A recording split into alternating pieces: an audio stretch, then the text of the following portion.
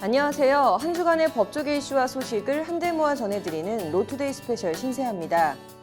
드디어 경자년 새해가 밝았습니다. 2020년을 하루 앞두던 지난 12월 31일, 저희 법률방송에선 올해부터 달라지는 법제도에 대해 전해드렸는데요. 최저임금부터 아동수당, 병장 월급 등 얼마나 어떻게 바뀌는지 자세하게 알려드립니다. 2019년 기해년 마지막 날 보도해드렸던 소식 하나 더 전해드리겠습니다. 올 한 해를 마감하며 로투데이 송년 인터뷰를 통해 사법농단의 실체를 알렸던 이탄희 전 판사를 만나봤는데요. 현재 공익변호사로 법무부 법무검찰개혁위원회 위원으로도 활약 중인 이 변호사를 만나 변호사로서의 삶, 법원 개혁과 검찰개혁 등 여러 이야기를 들어봤습니다. 그외 법조계 다양한 소식들 이어서 전해드리겠습니다. 새해는 뭔가 설레고 좋은 일이 많이 생겼으면 하는 바람을 갖는 게 인지상정일 텐데요. 2020년 경자년부터 달라지는 것들이 꽤 있습니다. 실생활에서 알아두면 좋고 힘이 되는 2020년부터 달라지는 정보를 신세아 기자가 전해드립니다. 먼저 경제 관련한 소식부터 전해드리면 2020년 1월 1일부터 시간당 최저임금이 8,590원으로 올해 8,350원보다 2.9% 오릅니다. 최저임금은 상용 근로자뿐만 아니라 임시직이나 일용직, 시간제 근로자, 외국인 노동자 등 고용 형태나 국적과 관계없이 근로기준법상 모든 근로자에게 적용됩니다. 정부는 또 내년부터 만 7세 미만, 개월로는 83개월 이하 모든 아동에게 월 10만 원의 아동수당을 지급합니다. 고교 무상교육도 내년엔 2학년까지로 확대됩니다. 입학금과 수업료 학교 운영 지원비, 교과서비 등 1인당 연간 약 158만 원의 학비 부담이 경감될 것으로 기대됩니다. 정부 지원 노인 일자리도 올해 64만 개에서 2020년에 74만 개로 10만 개가 확대됩니다. 어떤 식으로든 대한민국 모든 사람의 관심사라고 할 수 있죠. 바로 병역인데요. 2020년부터는 종교적 병역 거부자들의 36개월 대체 복무제가 시행됩니다. 병사 복지도 한층 강화됩니다. 일단 종교적 신앙 등에 따른 병역 거부자들에 대해선 법률에 따라 심사위원회의 심사와 의결을 거쳐 현역 복무 대신 대체역으로 편입됩니다. 대체역으로 편입되면 교도소 같은 교정시설에서 36개월간 합숙하며 복무를 하고 복무를 마친 후에는 8년 차까지 교정시설에서 예비군 대체복무를 하게 됩니다. 또 내년 1월 1일부터 사병봉급이 전년 대비 33% 인상돼 병장 기준으로 월 54만 900원이 지급됩니다. 최전방부대 병사들에게 우선 지급했던 패딩 점퍼와 컴뱃 셔츠도 내년에 모든 병사에게 지급됩니다. 병사 영창제도는 폐지될 예정인 가운데 서류 심사에 의한 병역 감면 처분 대상에 백혈병 등 악성 혈액 질환까지 확대됩니다. 내년 7월부터는 또 입영 희망자가 다음 연도 입영 일자를 선택하면 동시에 입영할 부대가 확정돼 고지됩니다. 동원훈련 예비군 보상비는 올해 3만 2천 원에서 내년엔 4만 2천 원으로 만 원 더 오릅니다. 내년 7월부터는 또 그동안 산재보험의 사각지대에 놓여있던 방문 판매원이나 화물차주 등 특수 고용직 종사자도 산재보험 적용 대상에 포함됩니다. 산재보험 적용 대상에 추가되는 특수고용직 종사자는 방문 판매원과 가전제품 설치기사, 대여제품 방문 점검원, 방문교사, 화물차주 등 5개 직종입니다. 이들은 내년 7월 1일부터 산재보험 당연 적용 대상이 되며 보험료는 사업주와 2분의 1씩 공동 부담합니다. 다만 본인이 원할 경우 산재보험에 가입하지 않을 수 있습니다. 여기에 내년 1월부터는 산재보험 가입 가능 업종이 12개로 제한돼 있던 1인 자영업자에 대한 가입 규제가 풀려 본인이 원하면 모두 산재보험에 가입할 수 있게 됩니다. 일상생활과 밀접한 관련이 있는 자동차나 주택, 토지거래와 관련해서도 달라지는 것들이 꽤 있습니다. 먼저 10년 이상 된 노후차를 폐차한 후 경유차가 아닌 신차를 산다면 100만 원 한도에서 6개월간 개별 소비세의 70%를 감면해줍니다. 공익사업으로 부동산이 수용돼 토지로 보상받은 경우 양도소득세 감면율이 15%에서 40%로 확대됩니다. 그 밖에 2월 21일부터는 부동산 매매 계약을 체결하면 계약 체결일로부터 30일 이내에 시군구청에 신고해야 불이익을 피할 수 있습니다.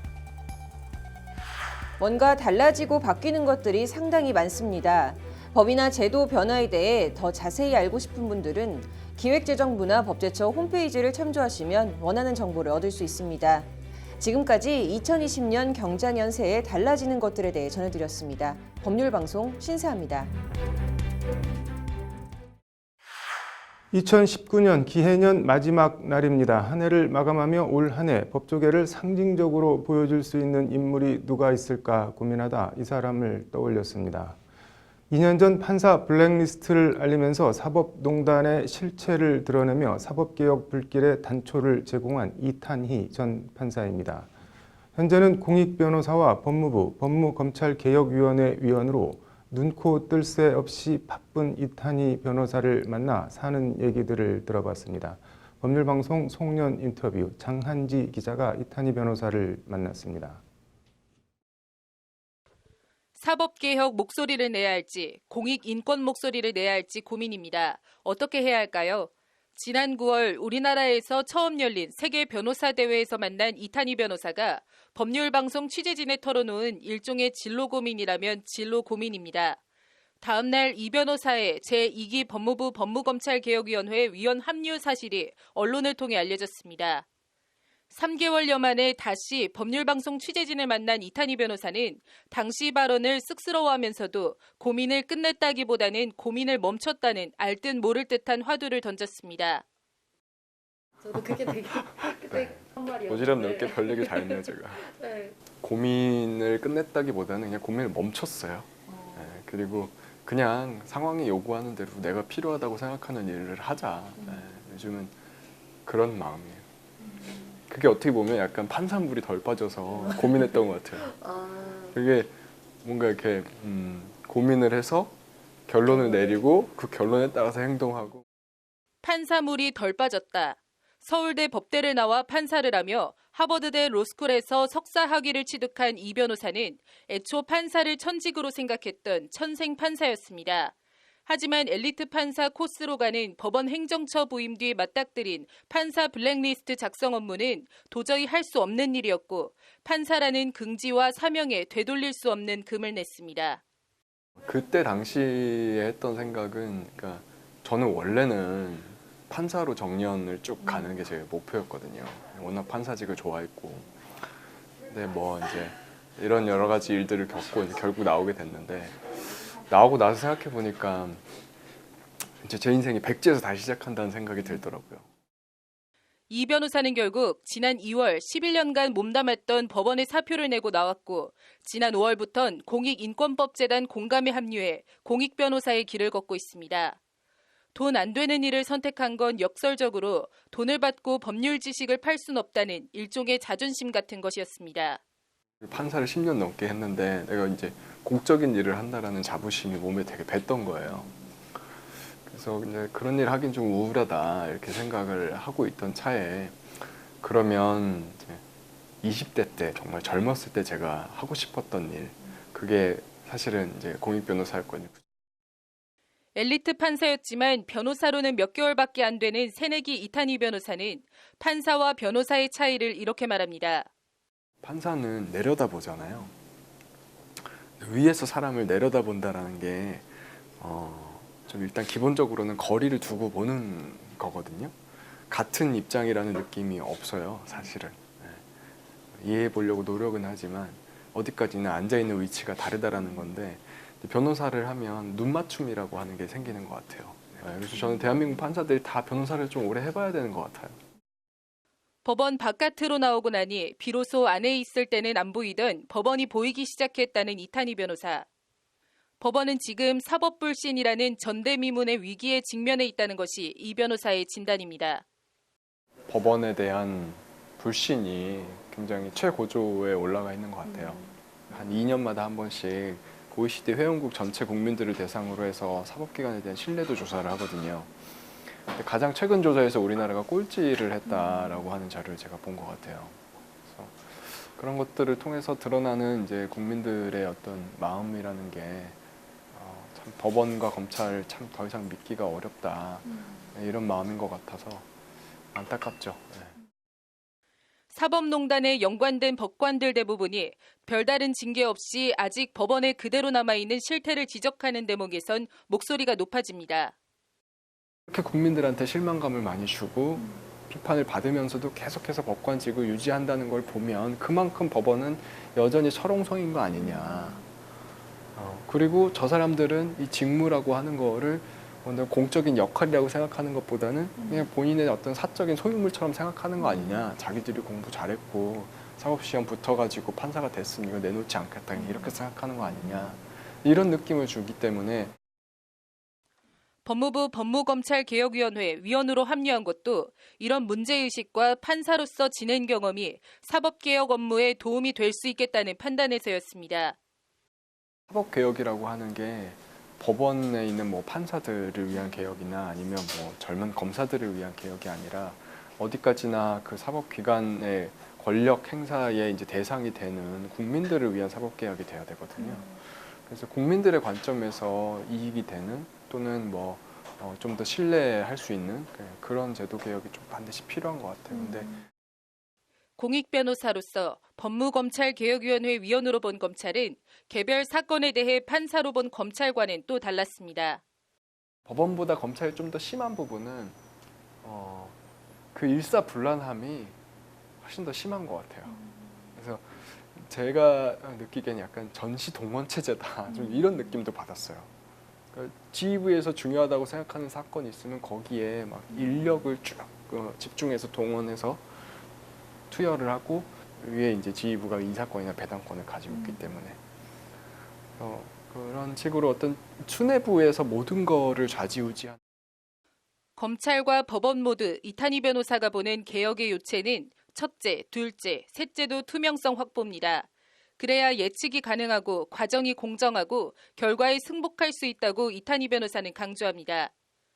법원 개혁의 핵심, 검찰 개혁의 핵심도 다 마찬가지인데 첫째도 투명성, 둘째도 투명성, 셋째도 투명성이라고 생각하거든요. 재판이나 사법행정 이런 것들이 굉장히 불투명한 편인데 그걸 좀 투명하게 만들어서 국민들이 최소한 좀 왜 저런 결과가 나왔는지 이해하고 좀 수긍할 수 있는 좀 그런 제도가 돼야 될 것 같아요. 판사로서 양심과 자긍을 팔지 못했던 것도 도난되는 공익 변호사의 길을 선택한 것도 사법개혁이라는 험한 길에 동참한 것도 이탄희 변호사를 움직이게 한 그 근원과 원동력으로 이 변호사 본인은 책임감과 일종의 소명의식을 꼽았습니다. 근데 저는 이제 책임을 지는 게 더 중요하다고 생각을 해서 판사를 포기하더라도 끝까지 가겠다 이런 마음으로 이제 법원에서 활동을 했던 거고 이 일이 내 개인의 일이 아니고 대한민국 사회에서 중요한 일이고 그렇다고 하면 이게 바람직한 방향으로 해결이 되도록 내가 내 책임을 피하면 안 된다라는 책임감이 되게 컸던 것 같고 어찌 보면 그 책임감이 계속 이어지고 있는 공익 변호사로서 법무검찰개혁위원회 위원으로서 궁극적으로 추구하는 목표가 무엇인지 묻자 눈이 되게 높다는 생뚱맞은 답변이 돌아옵니다. 제가 되게 눈이 높아요. 그래서 제가 보람을 느끼려고 하면 뭔가 크게 제도가 하나 바뀌어서 단순히 하나 둘 사건이 아니라 큰 제도가 바뀌어서 아주 평범한 다수의 사람들이 혜택을 받는 그런 좀 결과가 있었으면 좋겠다고 생각했는데 아직은 이제 그런 것까지는 못 찾은 것 같아요. 좀 더 노력하겠습니다. 이를 위한 그의 바람과 목표는 2020년 새해엔 판사물을 조금 더 많이, 가능하면 완전히 빼는 것. 그래서 주변에 어렵고 도움이 필요한 사람들과 눈을 맞추며 함께 살아가는 것입니다. 판사로서의 명예는 이제 그냥 내려놓고 싶어요. 좀 그거로부터 자유롭게 이제 내 앞에 펼쳐지는 상황, 거기에 충실하게 활동하는 그런 생활을 할 수 있으면 좋겠어요. 탄산물이 좀 더 많이 빠졌으면 좋겠어요. 탄산물이. 네. 그리고 좀 뭔가 같은 하나의 세상에 일부로서 다른 사람들과 연결돼 있다는 그런 느낌 속에서 어울려지는 삶? 네. 그런 느낌으로 살고 싶어요. 법률방송 장은지입니다.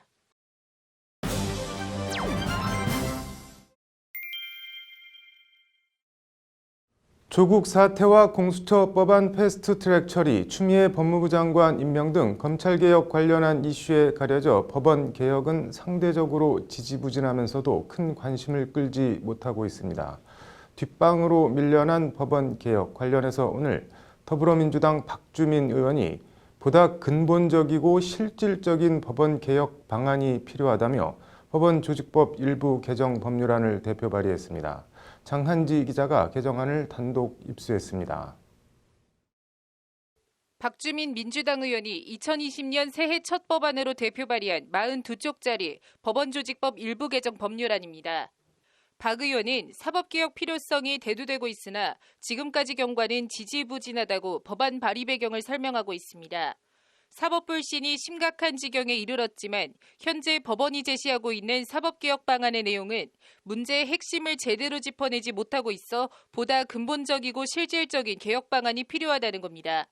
이에 따라 법안은 사법행정에 관한 총괄적 권한을 가지는 심의, 의결기구 합의제 기관으로 사법행정위원회를 도입하는 것을 골자로 하고 있습니다. 위원회 위원장은 대법원장으로 하고 11명의 위원으로 구성됩니다. 눈여겨봐야 할 것은 위원 구성입니다.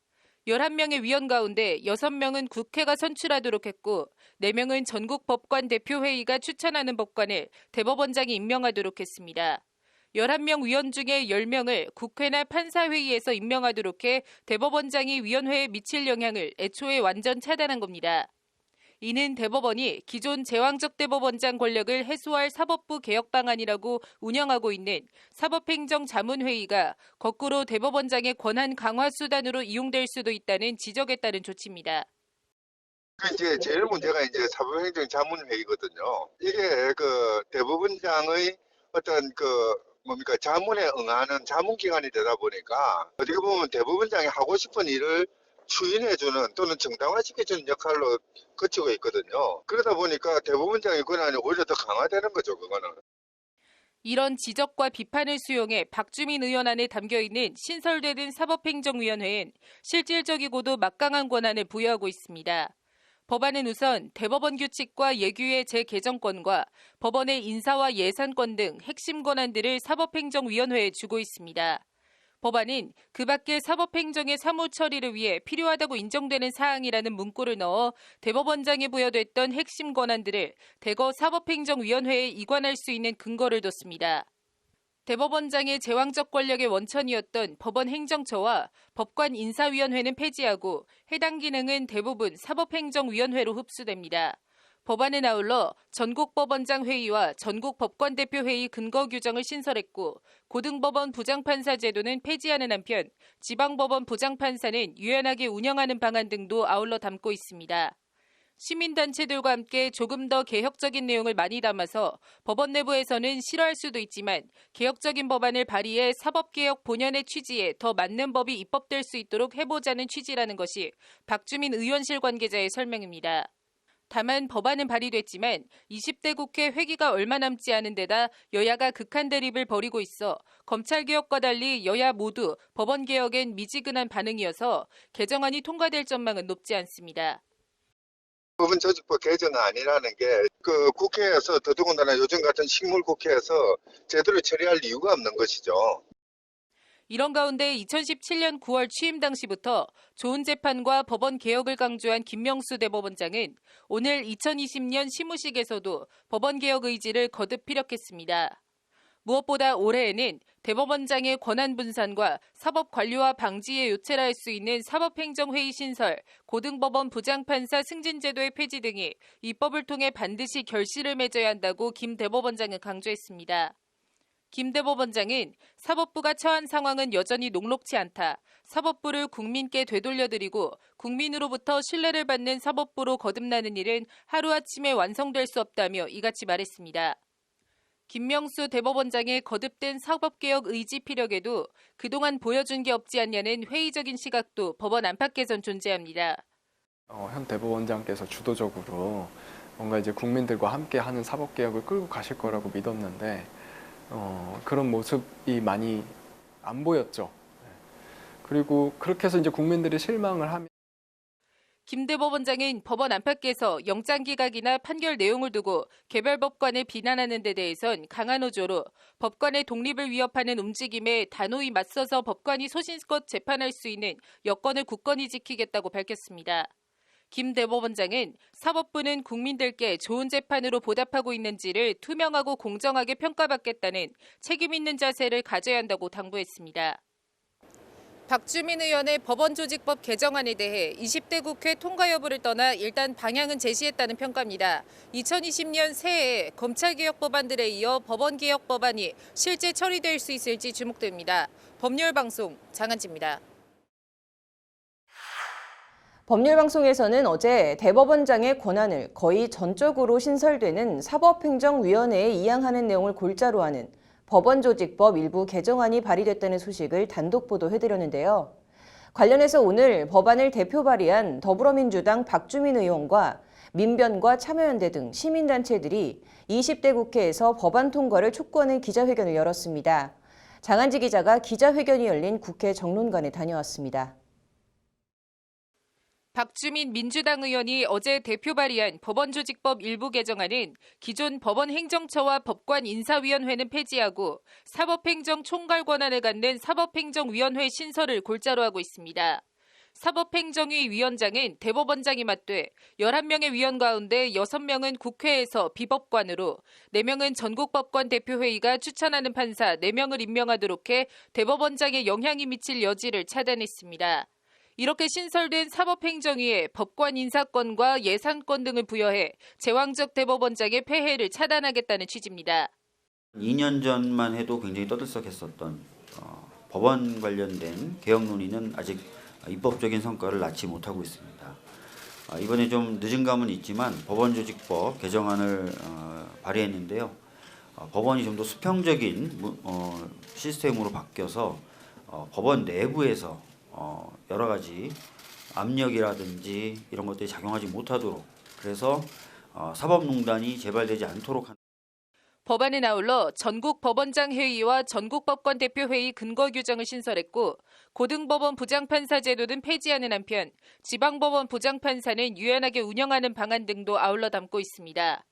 그동안 검찰개혁에 비하여 법원개혁은 뒷전에 밀려있었던 감이 있었습니다. 사법농단 사건이 국민적인 공분을 불러일으켰음에도 그 원인을 해소하기 위한 입법적 노력은 부족했습니다.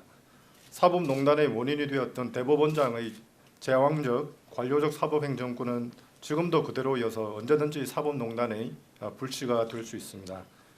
부디 이번 법원조직법 개정안이 결실을 맺고 대법원장 무력화 또는 현직 법관이 아닌 인사들이 사법행정위 위원으로 들어가 사법행정을 제대로 수행할 수 있겠냐는 일각의 지적에 대해선 선진국에선 교양과 지식을 갖춘 일반 시민들이 사법행정에 참여하는 게 일반적이라고 반박했습니다. 전 세계적으로 상당히 많이 도입되고 있습니다. 특히 유럽 같은 경우에는 대부분의 국가가 국민들의 대표가 참여하는 또는 각 직능단체의 대표들이 참여하는 그런 사법행정위원회를 둠으로써 사법행정이 어떤 특정한 개인의 전유물이 되거나 또는 어떤 특정한 권력의 통로가 되는 그런 현상을 막고 있습니다. 기자회견 뒤 법률방송 취재진을 따로 만난 박주민 의원은 공수처 설치 법안이나 검경 수사권 조정 법안 등 검찰개혁 법안이 가시화되고 있는 상황에서 근본적이고도 제도적인 법원개혁 법안 처리를 더는 미룰 수가 없었다고 법안 발의 배경을 설명했습니다. 사법농단 관련돼서 법관 탄핵이라든지 특별재판법 계속 주장을 해왔었고 그것이 안 된다 하더라도 법원의 제도적 개혁은 필요하다고 계속 주장해왔기 때문에 검찰개혁도 이제 슬슬 법관 성과가 좀 나오는 상황이니까 이제 법원개혁도 입법을 좀 해서 20대 국회 회기가 몇 달 남지 않았고 여야 대립이 극심한데 법안이 통과될 수 있겠냐는 질문엔 불가능한 것만은 아니라고 답했습니다. 법사위 열어서 할 수 있는 건 하고 선거가 있다 하더라도 선거 끝나고 나서 21대 국회로 넘어갈 때까지 한 달 반이 있어요. 그 사이에서도 작업을 할 수 있고요. 20대 국회 회기가 얼마 남지 않았지만 국회 전문위원들의 법률안 검토를 거쳐 가능한 신속하게 법안 처리에 나서겠다는 것이 법안을 대표 발의한 박주민 의원의 말인데 20대 국회에서 법원조직법 개정안이 실제 통과로 이어질 수 있을지 주목됩니다. 법률방송 장한지입니다. 추미애 법무부 장관이 취임사에서 병아리가 알에서 깨어날 때 병아리가 어미닭이 안팎에서 함께 쪼아야 한다는 줄탁동시 사자성어를 언급하며 검찰개혁은 시대적 요구라고 강조했습니다. 윤석열 검찰총장의 수족인 대검 간부들과 재경지검 지검장들을 앞에 두고 검찰도 병아리처럼 스스로 껍질을 깨고 나와 검찰개혁이라는 시대적 요구에 동참해야 한다고 주문한 겁니다. 추 장관 취임식 현장을 유재관 기자가 전해드립니다. 푸른색 정장을 입고 취임식에 온 추미애 법무부 장관의 표정은 밝아 보였습니다. 장관이 없는 80일 동안 장관 직무대행을 수행한 김호수 차관과 법무부 직원들의 감사를 전하는 말로 취임사를 시작하며 박수를 유도하는 등 여유만만한 모습을 보였습니다. 아울러 장관 직무대행으로서 책임있게 법무부를 잘 이끌어주신 김호수 차관님께도 감사 인사 드리는데요. 박수 한번 보내주십시오. 취임사 본론에서 추 장관은 검찰개혁은 누구도 거스를 수 없는 시대적 요구가 되었다고 강조했습니다.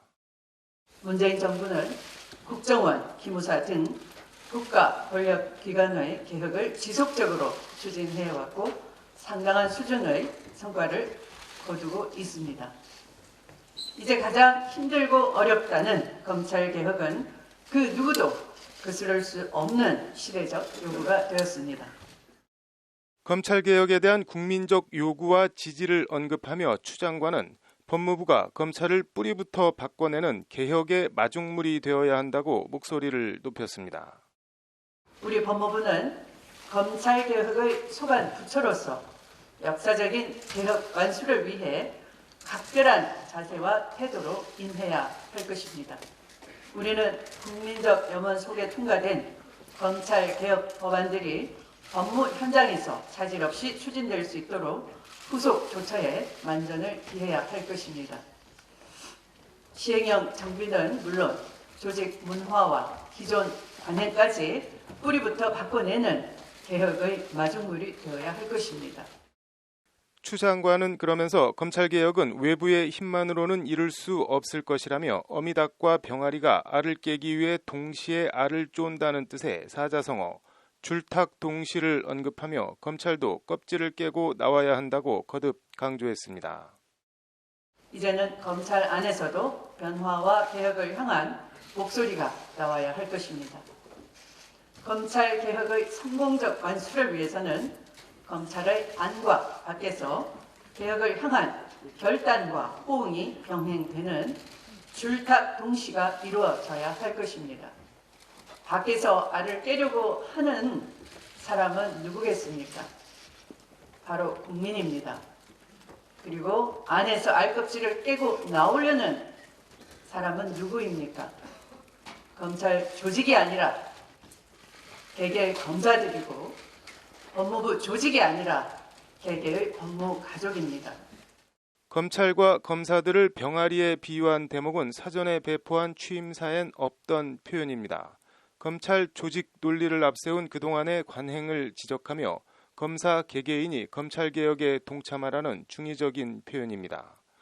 취임식에 참석한 청와대를 겨냥한 수사를 총지휘하고 있는 윤석열 검찰총장의 오른팔로 불리는 한동훈 대검 반부패 강력부장과 박찬호 대검 공공수사부장, 노정현 대검 공판송무부장 등 대검 간부들과 일선에서 수사지휘를 하는 배성범 서울중앙지검장과 조남관 서울동부지검장 등을 면전에 두고 일종의 메시지를 던진 겁니다. 추 장관은 그러면서 검찰을 개혁의 대상으로만 치부하지 않겠다는 포용적인 입장도 밝히며 역시 취임사 원문에 없는 잘 부탁드린다는 말을 즉석에서 하며 호응을 유도했습니다. 저부터 성공적인 검찰 개혁을 위해 여러분들과 소통하고 어디서나 경청하겠습니다. 검찰을 개혁의 대상으로만 치부하지 않고 개혁의 동반자로 삼아 국민이 바라는 성공하는 검찰 개혁을 이루어 가도록 하겠습니다. 그래서 여러분 잘 부탁드리겠습니다. 법무부 안팎에선 취임사 내내 때로는 단호한 표정으로 때로는 웃음으로 좌중을 휘어잡은 추미애 장관에 대해 추다르크라는 별명처럼 취임식에서부터 추진력과 강단, 포용력을 두루 보여줬다는 평가가 나왔습니다. 윤석열 검찰총장은 관례에 따라 추 장관 취임식에 참석하지 않았습니다. 법률방송 유재광입니다.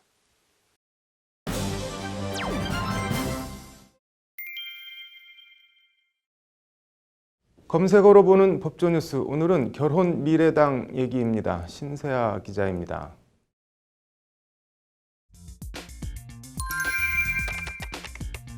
오늘 오전 포털 사이트엔 이색 실시간 검색어가 상위권에 올라왔습니다. 바로 결혼미래당이라는 검색어입니다. 얼핏 보면 바른미래당을 패러디한 건가 싶기도 한 이 결혼미래당은 결혼정보회사 업체 대표 이용진 씨가 창당을 선포한 비례정당의 이름입니다.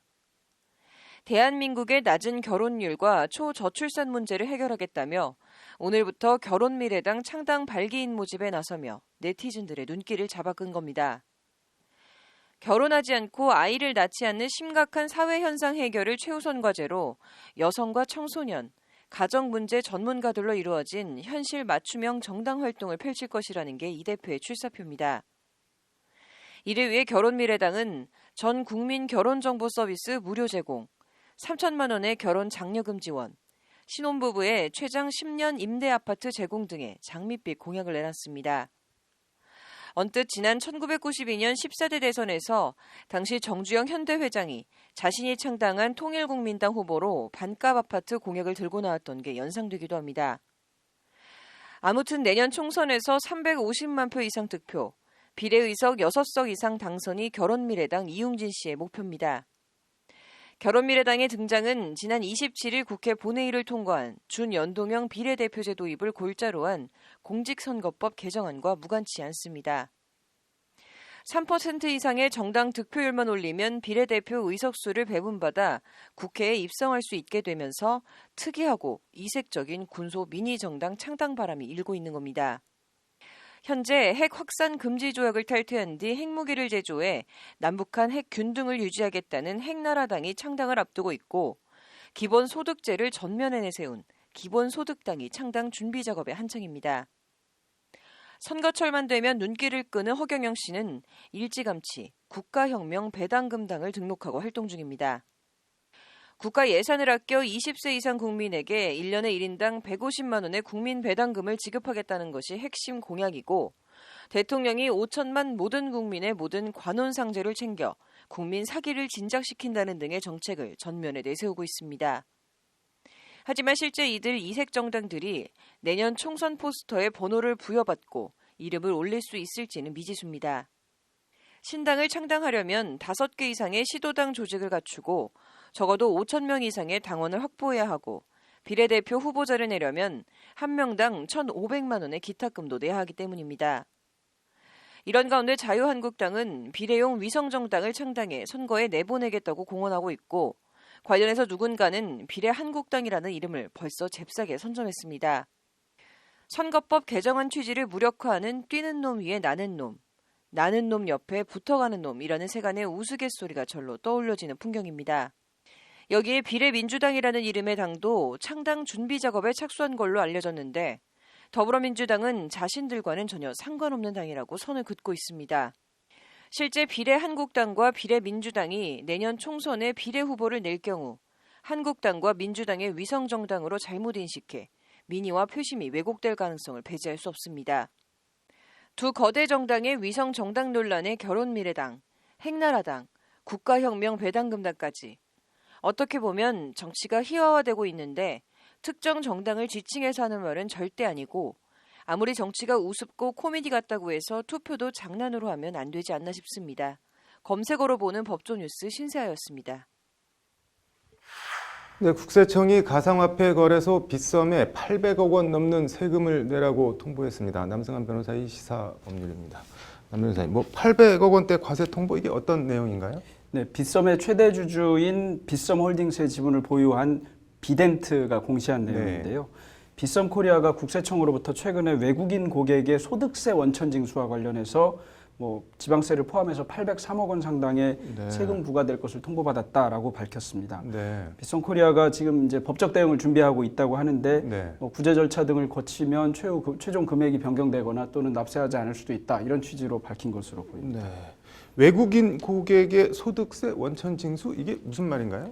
네, 일단 부과를 빗썸에 하기는 했지만 네. 부과한 것은 외국인 고객이 납부해야 할, 그러니까 네. 납세 의무자가 외국인 고객인데 네. 정확하게는 이제 비거주자입니다. 비거주자가 납세해야 되는데 이 납세를 원천 징수해야 되는 의무자, 소득을 네. 지급한 자가 빗썸이라고 보는 것입니다. 그래서 네. 빗썸이 원천 징수를 해야 하는데 네. 원천 징수해야 한다는 전제는 외국인 고객에게 소득이 발생했다는 의미이고 외국인 고객이 납세 의무자라는 얘기입니다. 네.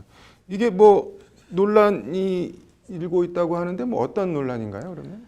네, 과세를 하려면 네. 소득이 있어야 하고요. 네. 소득이 있다고 하면 그 소득이 과연 발생했는지 여부를 네. 따져야 되고 누가 납세해야 되느냐, 징수는 누가 해야 되느냐가 문제가 됩니다. 이 세 네. 가지가 다 문제가 되고 있는 것입니다. 네. 일단 가상화폐를 거래한 것이 소득인가? 네. 그다음에 그게 소득이라고 한다면 과표를 잡을 때 과연 네. 소득이 있었는가?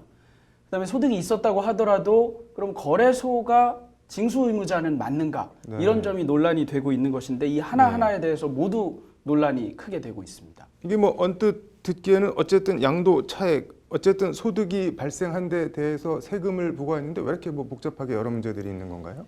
네, 일단 국세청은 이것을 기타 소득이라고 보고 네. 원천 징수하겠다는 것입니다. 원천 징수한 의무자에게 부과 통보한 것인데 과연 가상화폐를 거래한 것이 소득인가 여부가 문제가 됩니다. 네. 만약에 이게 화폐라면 네. 화폐를 거래한 것에 따라서 이득이 발생했다고 해서 소득이 생기지는 않습니다. 달러를 싸게 샀다가 비싸게 팔았다고 해서 과세하지 않는 것하고 좀 비슷하게 보면 되는데 네. 그렇지 않고 가상화폐가 자산 또는 네. 뭐 가상의 자산이라고 본다면 이것의 거래에 따라서 생기는 이득은 소득이 될 수 있습니다. 네. 지금 현재 국세청 입장은 소득이라고 보는 것 같습니다. 네. 이게 물건이라서 그런 건지 가상 자산이라고 그런 건지는 이제 더 상세하게 네. 살펴봐야 되겠습니다만 네. 그런 점이 있고요. 그 다음에 그렇게 된다면 네. 소득이 발생했는가 여부도 따져야 됩니다. 네. 이게 뭐 여러 가지 논란이 있는데 소득이 발생했는가를 따져야 된다는 건 또 어떤 내용인가요? 소득은 일단 네. 양도차액이 소득이라고 네. 생각할 수 있는데요. 네. 지금 해당 비거주자가 양도차액에 대해서 부과를 한 것인지 네. 아니면 그냥 빗썸이 나중에 거래 후 최종적으로 남은 돈을 지급한 것에 대해서 부과한 것인지 이게 논란이 네. 되는데 네. 지금 보도되는 것만 봐서는 네. 빗썸에서 최종적으로 지급한 돈을 기준으로 부과한 것으로 보입니다. 네. 기타 소득의 경우에는 과세를 필요 경비를 뭐 20% 정도 네. 인정하고 거기에 대해서 다시 20% 정도의 세율을 부과합니다. 그러니까 한 16% 정도가 세율이 되는데 네. 이때 기타 소득은 소득에 부과해야 되는데 그냥 현금으로 지급한 돈을 소득이라고 본 것이 아닌가 이렇게 보이는데요. 빗썸은 지금 그 부분도 문제 삼고 있는 것입니다. 이게 뭐 상당히 좀 복잡하고 어려운데 조금 더 쉽게 설명을 하면 어떤 뜻인가요? 예를 들면 이렇게 네. 됩니다.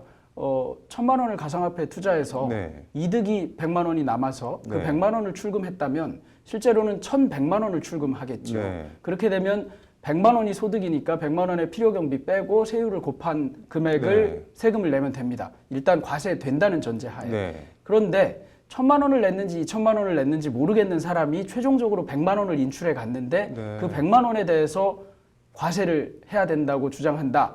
이런 것이 이제 빗썸의 얘기입니다. 국세청이 정확하게 어떻게 계산했는지는 아직 잘 알려지지 않아서 잘 모르겠습니다만 네. 이 부분은 논란의 소지가 크지 않을까 생각하고 있습니다. 그러니까 폭락 떨어졌을 가능성도 있는데 최종 인출 금액 전부에 대해서 세금을 부과하는 게 뭐 문제다 그런 얘기인가 보네요. 빗썸에서 얘기하고 있는 것은 현재는 그런 것 같습니다. 네. 이게 지금 국내 가상화폐 거래자들한테는 아직 과세가 안 되고 있죠. 네, 아직 과세가 안 되고 있는데 이와 관련해서 이제 기획재정부가 가상 자산에 대해서도 네. 과세를 하는 근거를 마련하겠다고 하고 있어서 네. 그러면 그렇게 얘기하고 있는 것 자체가 가상화폐에 대해서는 그간 근거가 없었던 것 아니냐 또 이런 주장이 있기도 합니다. 그러면서도 과세. 네. 이 부분에 대해서는 여전히 기타 소득이라는 입장을 유지하고 있는 것이어서 네. 형평을 그대로 유지한다면 국내 거래자, 그러니까 국내 거주자들에 네. 대해서도 과세해야 된다는 얘기가 됩니다. 네. 이거 뭐 그럼 앞으로 이거 뭐 어떻게 어느 방향으로 가야 되는 건가요? 사실은 가상화폐가 물건이냐, 네. 증권이냐, 화폐냐에 대해서 논란이 있을 수밖에 없습니다. 네. 화폐로 본다면 과세하는 것은 좀 곤란한데 일반적인 화폐와 달리 등락이 워낙 커서 네. 꼭 증권처럼 보이기도 하지만 전통적인 의미의 증권하고도 또 다릅니다. 네. 뭔가 표창하는 가치가 있는 것 같이도 안 보이고 네. 그렇다고 물건으로 보자니 유형의 어떤 것이 없습니다. 그래서 네. 이제 가상의 자산이라는 표현을 사용하고 있는 것 같은데 네. 기본적으로는 과세 근거를 마련하든 그러니까 정책이 네. 먼저 정해져야 되고 네. 그래서 과세하겠다고 한다면 그것을 과세하는 근거를 명확히 한 후에 해야 예측 가능성이나 네. 신뢰가 보호되지 않을까 싶습니다. 그간 화폐라고 생각해서 과세 대상이 아니라고 한 사람들이나 네. 또는 그와 관련해서 원천 징수를 하지 않은 사람들에게 갑자기 과세하는 게 신뢰 보호 등의 문제에 네. 있어서 좀 문제가 되지 않을까 네. 그런 생각이 듭니다. 뭐 어쨌든 거래하고 사고 파는 현실이 있으니까 그거에 현실을 반영하는 법이 마련되기는 마련돼야 할 것 같네요. 오늘 잘 들었습니다. 네, 검찰이 국회에서 벌어진 패스트트랙 충돌 사건과 관련해서 이 수사 결과를 8개월 만에 발표했습니다. 이효영 변호사의 뉴스와법에서 자세히 얘기해 보도록 하겠습니다. 이 변호사님 어서 오십시오. 네, 안녕하세요. 네, 일단 이 패스트트랙 충돌과 관련해서 이번에 여야 의원들이 무더기로 재판에 넘겨졌다고요? 네, 어제인 2일이죠. 사실상 새해 첫날인데요. 자유한국당 황교안 대표와 한국당 소속 23명을 이제 국회법상 회의 방해 등의 혐의 등을 적용해서 서울 남부지방법원이 어제 이제 기소를 했습니다. 네. 또한 검찰은 당시 한국당 의원들과 충돌을 했던 이제 여권 측 의원들도 기소를 했는데요. 이종걸, 박범계, 표창원, 김병욱 의원 4명은 공동 폭행 등의 혐의로 역시 이제 불구속 정식 재판에 넘겼고요. 그다음에 박주민 의원 같은 경우는 이제 같은 혐의는 받았지만 좀 혐의의 정도가 좀 약하다라고 해서 약식 벌금형의 약식 명령이 청구가 되었고, 그다음에 바른미래당 오신환 권은희 의원에 대한 사보임과 관련해서 국회의장이 이제 고발이 되어 있었습니다. 이제 국회의장의 직권 남용과 관련된 그런 혐의와 관련돼서는 이제 혐의 없음 처분을 내렸습니다. 네. 그렇다면 지금 이번 논란에서 이 법적 쟁점은 어떻게 봐야 될까요? 먼저 제일 쟁점이 되는 거는 이제 국회 선진화법이라고 일컬어지는 국회법 위반이 실제로 성립하느냐 이 부분일 것 같아요. 특히 이 부분이 성립되게 되면 이제 향후 유죄 판결을 받은 의원들 같은 경우는 자격정지, 공직선거법상 이제 자격정지형이 선고가 될 수 있기 때문에 이 경우에는 선거에 나아갈 수 없는 거거든요. 대표적으로 지금 이제 황교안 대표 같은 경우가 지금 회의 방해죄로 이제 재판에 넘겨졌는데, 회의 방해죄 같은 경우는 이제 벌금 500만 원 이상의 형을 선고받게 되면 이제 자격 정지가 되기 때문에 차기 대선에 나갈 수 없게 되고요. 방금 말씀드렸던 것처럼 지금 국회 회의 방해죄로 기소된 이제 야당 의원들이 만약에 벌금 500만 원 이상 형이 확정되면 이제 차기 선거에 출마할 수 없게 되고요. 또는 출마해서 당선되었다 하더라도 의원직을 상실할 수 있게 되는 것이고, 그다음에 여당 의원들 같은 경우는 형량은 조금 달라요. 이게 여당 의원들은 지금 국회 회의를 방해한 건 아니잖아요. 회의를 오히려 하려고 들어가는 과정에서 몸싸움을 해서 이제 공동폭행, 폭처법 이런 것들로 이제 기소가 된 건데, 이것 같은 경우는 이제 금고 이상의 형이 확정되는 경우에 자격정지 형이 선고가 되기 때문에 차기 총선에 이제 출마할 수 없게 되는 그러한 어떤 변수로 작용을 할 수 있을 것 같습니다. 그렇다면 이번 이제 검찰의 판단과 함께 좀 앞으로 있을 법원의 판단은 개인적으로 좀 어떻게 보시는지?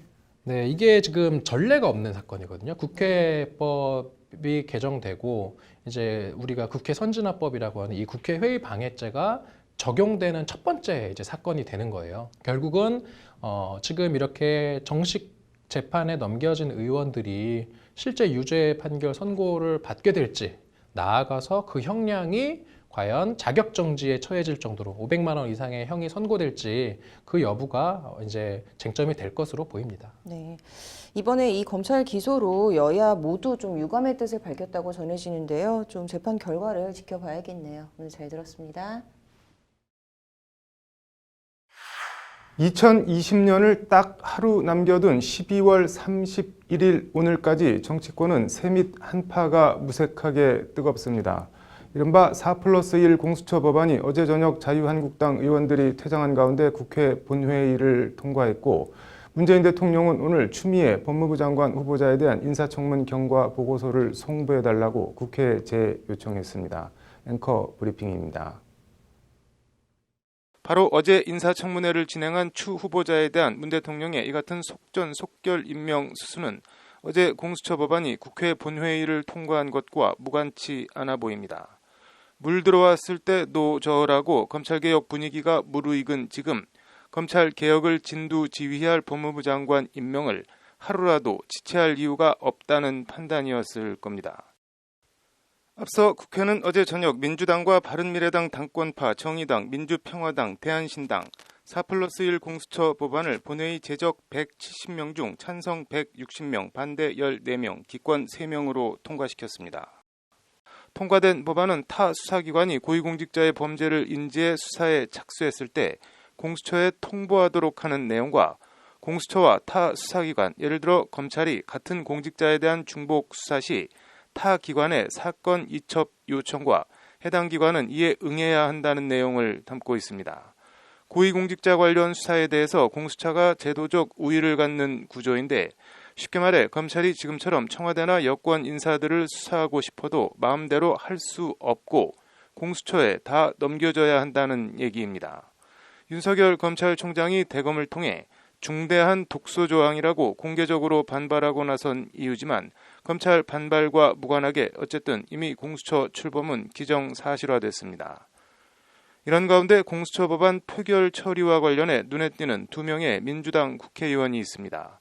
4+1 공수처안에 공개적으로 반대 의사를 표명해왔던 조응천, 금태섭 의원입니다. 두 사람 다 검사 출신이라는 공통점이 있습니다. 반대 취지는 대동소이합니다. 검찰개혁 차원에서 공수처가 논의되고 설치되는데 검찰을 넘어서는 괴물을 잉태할 수 있으니 더 논의에 실효적인 견제장치를 심어놔야 한다는 지적입니다. 기본적으로 현재의 공수처안에 동의할 수 없다는 입장은 같지만 어제 표결에서 두 의원은 상반된 행보를 보였습니다. 조응천 의원은 찬성표를 던졌고 금태섭 의원은 기권표를 던졌습니다. 민주당에서 찬성표를 던지지 않은 의원은 금태섭 의원이 유일합니다. 금태섭 의원은 조국 전 장관 인사청문회에서도 젊은 세대들의 상실감을 아느냐며 조 전 장관을 향해 이른바 뼈 때리는 말을 하는 등 평소 소신이 뚜렷한 의원입니다. 하지만 금 의원의 페이스북이나 민주당 권리당원 게시판, 온라인 커뮤니티에선 금태섭 의원을 자유한국당 간첩으로 지칭하는 등 비난의 글들이 쇄도하고 있습니다. 민주당 홍익표 수석대변인은 당론으로 결정된 사안의 기권에 유감이라며 당 지도부에서 검토 후 판단할 것이라며 징계 가능성도 시사했습니다. 금태섭 의원은 표결 직후 이런 논란을 의식한 듯 기자들에게 나중에 말하겠다, 죄송하다며 말을 아꼈습니다. 찬성표를 던진 조응천 의원은 페이스북에 어제 저녁 저는 오늘 무거운 마음으로 공수처 법안에 찬성표를 던졌다며 입장을 밝히는 글을 올렸습니다. 찬성을 한 것은 바로 당론이었기 때문이며 무거운 마음은 찬성한 법안의 내용이 제 생각과 달랐기 때문이라는 것이 조 의원의 말입니다. 공수처 반대주의자 같지만 조 의원은 사실 부장검사 시절이던 지난 2004년 부패방지위원회 파견 나가 고위공직자 비리 수사처 법안을 만들어 국회에 제출한 원조 공수처 설치주의자입니다. 그럼에도 조 의원은 유감스럽게도 오늘 통과된 안은 몇 가지 우려가 있다고 아직도 생각하고 있다면서도 그러나 저는 당인으로서 당론에 따르는 것이 옳다고 생각한다. 치열하게 논쟁하고 결론이 난다면 언제든 승복할 준비가 되어 있다. 그게 민주주의다고 강조했습니다. 국회의원은 의원 한 사람 한 사람이 헌법기관인 동시에 이념과 지향을 같이 하는 정당이라는 결사체의 조직원입니다. 양심과 소신에 따라 공수처 법안에 기권표를 던진 금태섭 의원이나 소신에 반하지만 토론을 통해 결정된 당론에 승복해 찬성표를 던진 조응천 의원. 가치관의 문제일 뿐 누구도 비난이나 비판받을 일은 아니라고 생각합니다. 공천과 총선 결과 이후 행보를 지켜보겠습니다. 앵커 브리핑이었습니다. 삼성그룹이 준법 경영을 강화하기 위해 그룹 차원의 준법감시위원회를 설립합니다. 위원장은 김지형 전 대법관이 맡습니다. 뇌물 등 혐의로 재판을 받고 있는 이재용 부회장 파기환송심 재판부가 그룹 차원의 준법 경영 강화 방안을 마련하라고 요청한 데 따른 조치입니다. 앵커 브리핑입니다. 이 부회장 파기환송심을 맡고 있는 서울고법 형사 1부 정준영 부장판사는 지난해 10월 첫 공판에서 재벌체제 폐해 시정 등과 함께 내부 준법감시제도 마련을 촉구했습니다. 뇌물 사건 피고인 재벌 오너에 대한 첫 공판에서 재판부가 과감한 혁신 등을 이례적으로 재판정에서 공개 주문해 주목을 받았습니다. 정 부장판사는 지난해 12월 열린 3회 공판 때도 피고인과 삼성은 향후 또 다른 정치 권력이 똑같은 요구를 할 때 뇌물에 응하지 않으려면 어떻게 해야 할지 삼성그룹 차원에서의 답을 다음번 기일까지 재판부에 제시해달라고 밝힌 바 있습니다. 이 부회장의 파기환송심 4회 공판기일은 오는 17일로 보름가량 남았습니다. 이에 삼성은 각종 비위와 불법행위 사전 차단 등 열명안팎의 위원으로 추후 발족할 준법감시위원회의 준법 경영 강화 활동 방안과 계획을 재판부에 제출할 것으로 전망됩니다. 위원장을 맡게 된 김지형 전 대법관은 전북 부안 출신으로 전주고와 원광대 법학과를 졸업했고 노무현 정부에서 대법관에 임명됐습니다. 김 전 대법관은 대법관 시절 김영란 대법관 등과 함께 진보 성향 의견을 주론해 법원 안팎에서 독수리 오형제로 불리기도 했습니다. 공직에서 물러난 후에는 삼성전자 반도체 질환 조정위원회 위원장, 구의역 지하철 사고 진상규명위원장, 신고리 오류코기 공론화 위원장 등 사회적 갈등 해결의 역할을 해왔습니다. 현재는 대통령 직속 규제개혁 심사위원회 민간위원장을 맡고 있습니다. 대법관 임명 시기와 발탁 배경, 이후 이력, 현재 직위 등을 고려하면 문재인 정부와 가까운 인물이라 할 수 있습니다. 준법감시위원회와 관련 삼성전자 등 주요 계열사에는 이미 기업 내부 의사결정이나 업무 집행과 관련한 위법사항을 예방하기 위해 도입된 준법 지원인을 두고 있습니다. 문제는 제도가 아닌 사람과 운영입니다. 당장 삼성전자만 해도 이명박 전 대통령 사위인 이상주 전무가 준법 경영인으로 있는 동안 다스, 미국 소송비 수십억 대납이 이뤄졌고 이 전무 스스로 인사청탁 등을 대가로 거액의 돈을 장인인 이 전 대통령 측에 전달한 중간 통로 역할을 한 혐의로 압수수색까지 받았습니다. 준법 감시인이 있었음에도 준법 감시가 이루어지기는커녕 스스로 불법에 가담한 겁니다. 어떡하든 집행유예를 받아내야 하는 삼성과 이재용 부회장 입장에선 양형을 결정할 파기환송심 재판부 재판장의 요청을 단순한 권유나 요청으로 볼 수는 당연히 없습니다. 사회적 명망과 법원 안팎에서의 평판, 현 정권과의 관계 등을 두루 감안하면 위원장을 김지형 전 대법관에 맡긴 점도 일견 수긍이 갑니다. 이런 점들을 다 고려해도 삼성의 이번 준법감시위원회 발족이 단순히 이 부회장의 집행유예를 받아내기 위한 방편이 아닌 진정으로 준법 경영이 강화되는 계기가 되길 바라겠습니다. 앞서 말씀드렸지만 제도는 최소한의 필요 충분 조건이고 중요한 건 제대로 된 운영 그리고 이를 수행할 수 있는 사람 아닌가 합니다. 앵커 브리핑이었습니다. 종편 채널A 시사 프로그램에 출연한 패널이 민주언론 시민연합을 종북 세력으로 지칭한 데 대해 대법원이 명예훼손으로 볼 수 없다는 취지의 판결을 내렸습니다. 판결로 보는 세상입니다. 조영환 종북 좌익 척결단 대표는 지난 2013년 5월 6일 채널A 시사 프로그램이었던 김광현의 탕탕평평에 출연해 대한민국 종북 세력 5인방을 주제로 발언을 했습니다.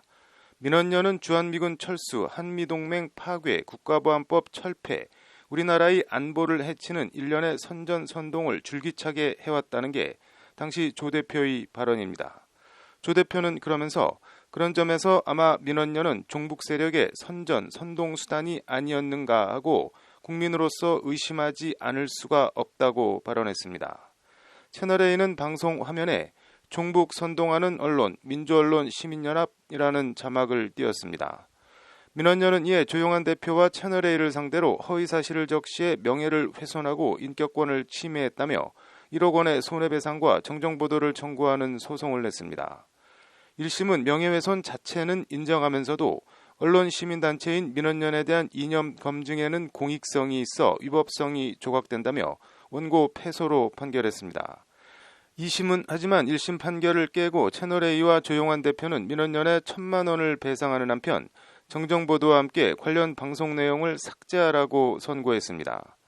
민원연을 북한 정권을 추종하는 종북 세력이라고 한 것은 허위 사실로 표현의 자유 범위 내에 속한다고 할 수 없다. 단순히 수사적인 과장으로 허용되는 범위에 있다고 볼 수도 없다는 것이 2심 재판부 판단입니다. 대법원은 하지만 원고 일부 승소 2심 판결을 깨고 사건을 원고 패소 취지로 서울고법에 돌려보냈다고 오늘 밝혔습니다. 재판부는 먼저 종북 표현은 정부의 대북 강경 정책에 비판적 견해를 보이는 사람들이란 의미까지 다양하게 쓰이는 등 의미를 객관적으로 확정하기 어렵다고 지적했습니다.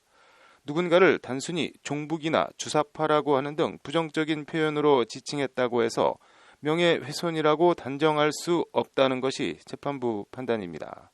대법원은 그러면서 조용한 씨의 발언은 민원연 행보나 정치적 입장에 의문을 제기하고 비판하기 위한 것이라며 조 씨의 발언 등은 사실을 적시했다기보다는 의견의 표명이라고 봐야 한다고 강조했습니다.